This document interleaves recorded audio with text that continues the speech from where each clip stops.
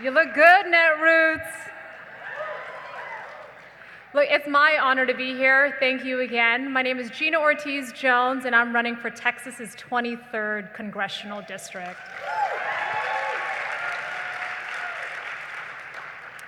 My story starts 40 years ago. 40 years ago, my mother came to this country. My mother graduated from the #1 university in the Philippines, but wanted a chance at the American dream. Like so many people, she humbled herself. She came to this country as a domestic helper because she knew even if she came to this country, even in that capacity, the sky's the limit. That is what my younger sister and I were reminded of every single day, that our trajectory in life was in no small part to being born in this very, very special country. So it's sad to think that our immigration discussion these days is lost sight of the fact that for many people in this world, they know from a very young age that they will have to leave their home country to live their best life. That is the promise of our country, and that is the promise I look forward to keeping as a member of Congress.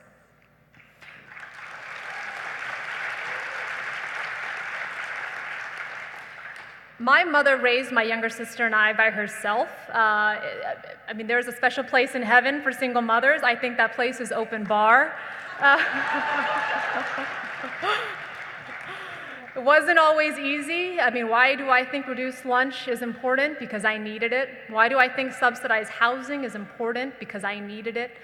These were all critical investments, not handouts. These were investments that allowed me to go from John Jay High School on the west side of San Antonio, allowed me to earn a 4-year Air Force ROTC scholarship that took me to Boston University.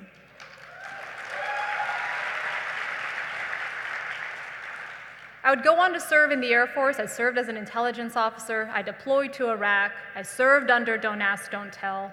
And when I came back from Iraq, I surprised my mom, but she surprised me, in fact. She said that while I was deployed, she had been diagnosed with cancer. She had the surgery to have the cancer removed, and she was already undergoing chemotherapy. So I made the decision then that I would have a lot of jobs, but I would have one mom. So I came back to San Antonio to be with her during that time. I would go on to advise on operations all over Latin America, all over Africa, and I wrapped up my career in the executive office of the president, working on economic and national security issues. And I'd have to pinch myself every time I walked into the executive office because I know that there are not a lot of kids that go from reduced lunch to executive office of the president.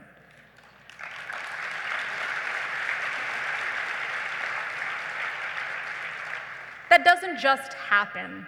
My country, my community invested in me. I worked hard and I studied hard, but my country and my community invested in me. So I knew after the election that my time in public service may need to be different, not only in light of my personal opportunities that I've been afforded, but also I have served in countries where women and minorities are targeted. I have served in countries where government's disregard for conflict of interest has hollowed out these countries, and I have seen what happens in countries when good people don't stand up, when institutions are under attack. So this is very much a race for me to protect the opportunities that allowed me to grow up healthy, get an education, and serve my country.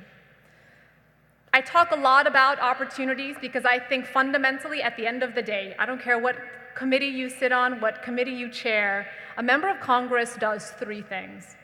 They create opportunities, they protect opportunities, or they erase opportunities. They do that with their voting record, they do that with their record of silence. You and I are seeing every single day how dangerous that silence can be. Texas is on the front line of so much of what's going on right now. Texas is not a red state. You've heard it. Texas is a non-voting state. But we can't just write off Texas. Texas has 1 in 10 kids in this country, 1 in 10 kids in this country goes to school in Texas. 45% of our kids in Texas rely on CHIP or Medicaid for insurance. So we have an outsized effect, not only on the educational outcomes, educational potential of our young people, but just on the basic health of our young people in this country. Texas is on the front line of this fight. And I'm not just talking about humanity's collective fight against Ted Cruz.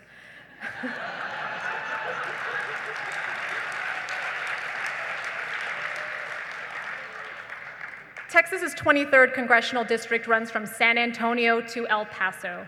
That's from, yeah, El Paso. That's like Manhattan to Raleigh, North Carolina, or on the other coast, San Francisco to San Diego. 40, yes, exactly, wow, imagine driving it often. 40% of the US border with Mexico is in this district. Between Texas and California, that's 45% of this country's dreamers. Texas also matters, though. One in six Texans is uninsured. So again, when we think about the future potential of our country, a lot of that is being determined, and a lot of that is playing out directly in Texas's 23rd Congressional District. One of my earliest memories is quizzing my mom on her naturalization test. And it's why to this day I know Patrick Henry said, "Give me liberty or give me death." I would come to find out that I would never have to take that test. But you and I know we are being tested. We're certainly being tested as Texans, we're being tested as Americans. What kind of country are we? Who are we as a people? What kind of country do we owe to the next generation of Americans? We are answering those existential questions right now. And for me, that meant stepping up and seeking to serve my country and my community again. So look, I look forward to being the first out member of Congress from Texas.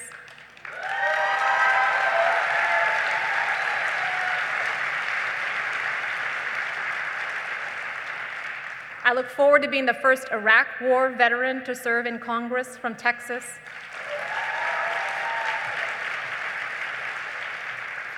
I look forward to being the first Filipina American ever to serve in Congress.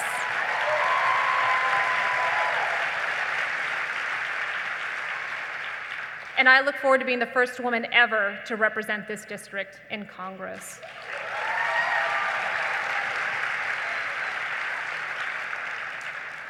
I would be honored to be all of those things, but it is so much more important to me that I am not the last. So thank you so much for what you're doing. Thank you so much for what you're doing to help candidates across the country. Let's take our country back and let's give them hell.